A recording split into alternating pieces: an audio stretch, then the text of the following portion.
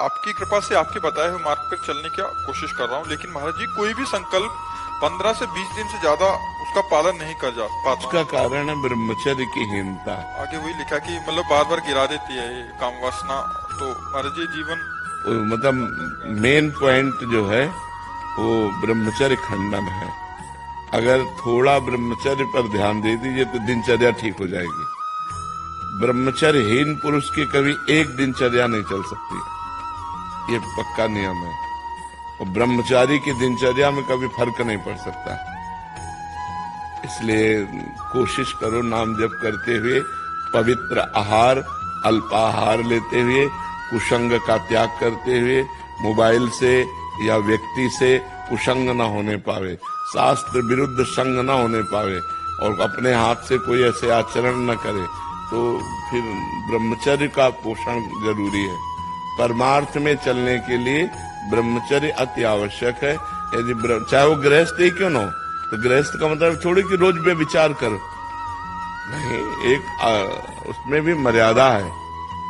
शास्त्र में वर्णन है कि मासिक धर्म के होने के एक सप्ताह बाद पवित्र होने पर संतानोत्पत्ति के लिए गृहस्थ धर्म में लिखा हुआ है।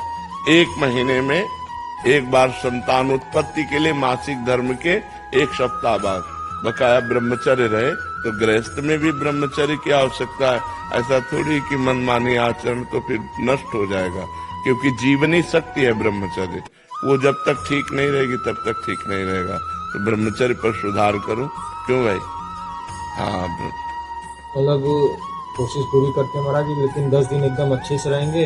हाँ। फिर कभी कभी ऐसा हो जाता है कि एक बार गलती हो जाती है पूरा चीज हाँ, हो जाता है, वो मन खिन्न हो जाएगा, मन हार जाएगा, फिर उत्साह नहीं रह जाता। वो आपका ही नहीं सबका होता है।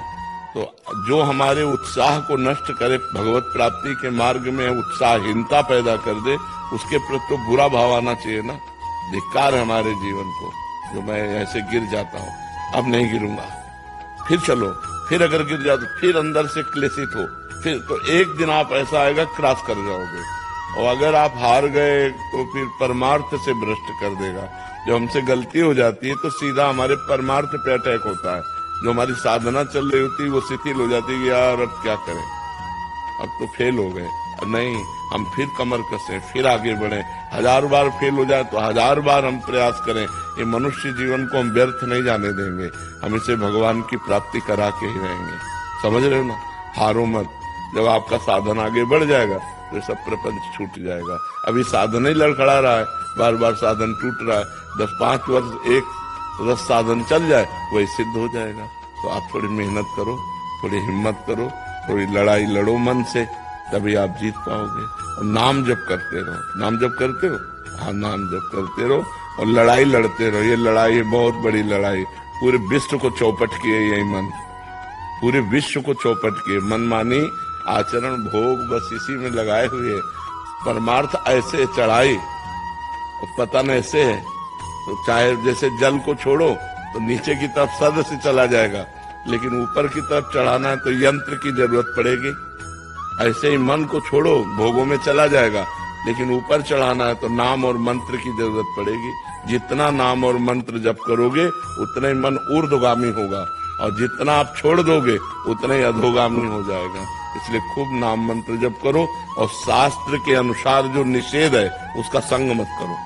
पराई बहन बेटी का संग मत करो, मोबाइल से गंदी बातें मत देखो, गंदे लोगों का संग मत करो, गंदे विचारों को अंदर जब आए तो उनको काटो नाम जप के द्वारा, कोई गंदी क्रिया ना होने पावे, तब जाकर हम आगे परमार्थ में बढ़ते हैं। महाराज जी नाम जब करते करते कब नाम छूट जाता है और कब गलत चीज में लग जाते हैं महाराज जी, इसका पता है? हाँ, एकाग्रता भी समझ नहीं पाई ना, नहीं तो 1 सेकेंड की भी हरकत को पता चल जाता है मन की।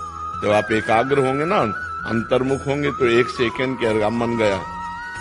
अभी प्रमाद स्थिति है, इसलिए अभी मलिनता है, इसलिए पकड़ नहीं पाते हो, और नाम बढ़ाओ। फिर भी अपने को सौभाग्यशाली मानते हैं कि आपका सानिध्य प्राप्त हुआ, नहीं तो पूर्व कर्म तो बिल्कुल मतलब के खत्म हो चुके थे महाराज। हाँ बिल्कुल नहीं, आप हिम्मत करके चलो, जीतना है, हारना नहीं। ठीक है, आप हिम्मत करो।